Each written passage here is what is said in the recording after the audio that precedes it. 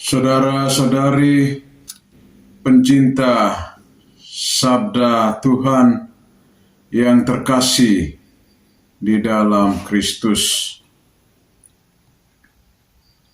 Mari kita mengawali permenungan kita pada hari ini dengan membuat tanda kemenangan kita.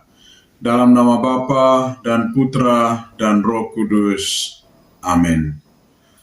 Bacaan dari kitab Nabi Yesaya, bab 1 ayat 10, dilanjutkan ayat 16 sampai dengan 20.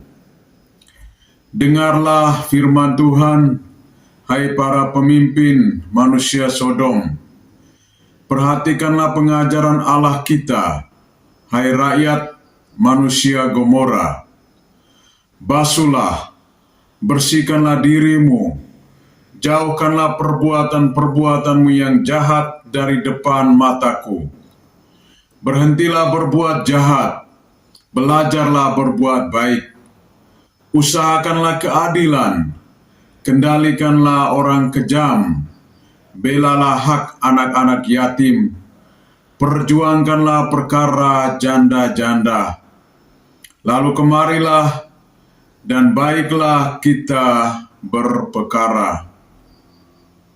Firman Tuhan, sekalipun dosamu merah seperti kirmizi, akan menjadi putih seperti salju. Sekalipun berwarna merah seperti kain kesumba, akan menjadi putih seperti bulu domba.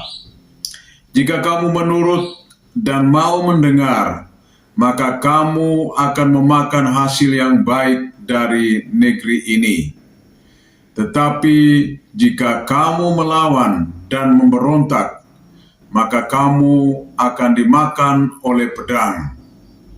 Sungguh, Tuhan sendirilah yang mengucapkan ini. Demikianlah sabda Tuhan. Ibu bapa, saudara-saudari, para pencinta firman Tuhan yang terkasih di dalam Kristus. Di dalam kehidupan sosial kemasyarakatan, kita melihat ada begitu banyak ketimpangan-ketimpangan yang melanda orang-orang kecil, orang-orang yang terpinggirkan, yang terlupakan di dalam masyarakat. Mereka adalah korban dari segala kebijakan yang tidak memihak pada kaum kecil, kaum yang tidak diperhatikan di dalam kehidupan sosial kemasyarakatan. Hal ini terjadi hanya karena ada ulah dari pribadi-pribadi tertentu yang tidak mengedepankan nilai-nilai kemanusiaan. Mereka lebih mengutamakan kepentingannya sendiri dan mengabaikan kepentingan orang lain.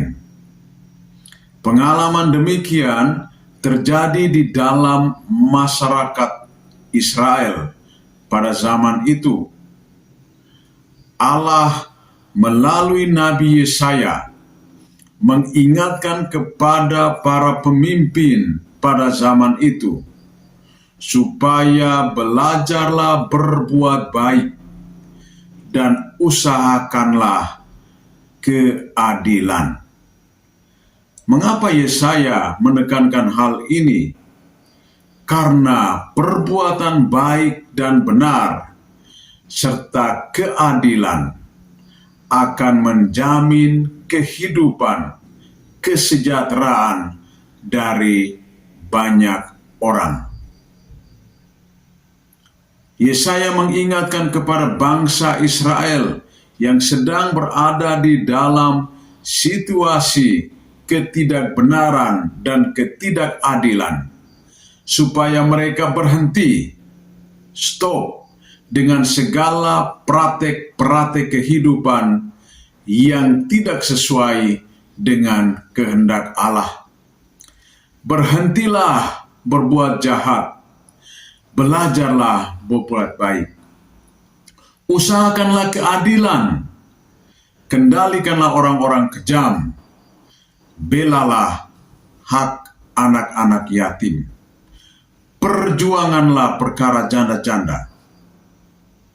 Jika semua orang sungguh-sungguh memiliki kesadaran untuk berhenti dari segala praktek kehidupan yang jahat, yang tidak benar, yang tidak sesuai dengan kehendak Allah, maka akan tercipta keharmonisan di dalam kehidupan sosial.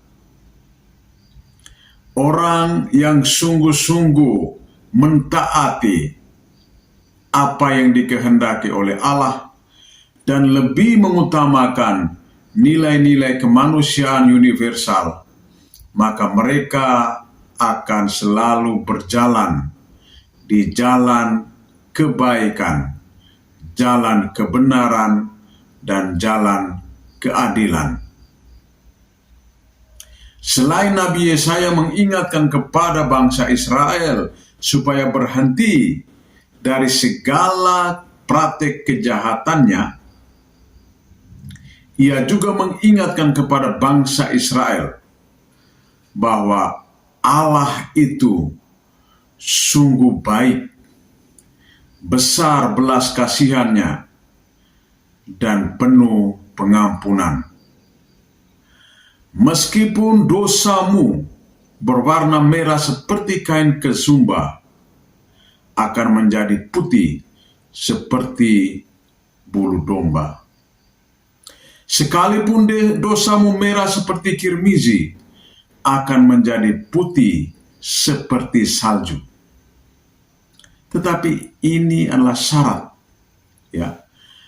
Kalau bangsa Israel, kita semua menuruti dan mau mendengarkan apa yang dikatakan atau yang disabdakan oleh Allah, maka kita akan memperoleh hasil buah kehidupan yang baik dan benar. Di dalam bacaan Injil, Tuhan Yesus menasihatkan kepada para murid-Nya dan kepada kita sekalian supaya tidak boleh mengikuti praktik kehidupan yang dilakukan oleh orang-orang Farisi dan ahli-ahli Taurat. Karena apa? Mereka hanya mengajarkan, tetapi mereka tidak melakukannya. Mereka selalu menaruh beban-beban kehidupan kepada orang lain, lalu mereka menghindarkan diri dari segala beban kehidupan. Ini adalah praktik-praktik yang tidak benar, yang melawan nilai-nilai keadilan dan nilai kebaikan.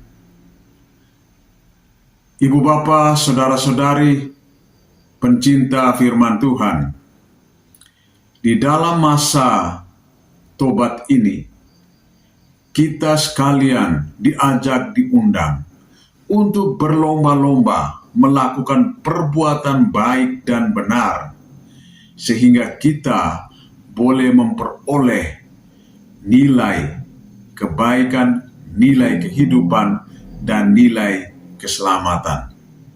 Maka praktek pertobatan yang kita jalani ini akan mempengaruhi seluruh kehidupan kita, terutama di dalam relasi kita dengan yang ilahi dan juga dengan sesama. Semoga Tuhan membantu dan menolong kita untuk senantiasa hidup di dalam kebaikan, di dalam kebenaran dan keadilan, sesuai dengan apa yang dikehendaki oleh Allah sendiri. Tuhan memberkati kita. Dalam nama Bapa dan Putra dan Roh Kudus. Amin.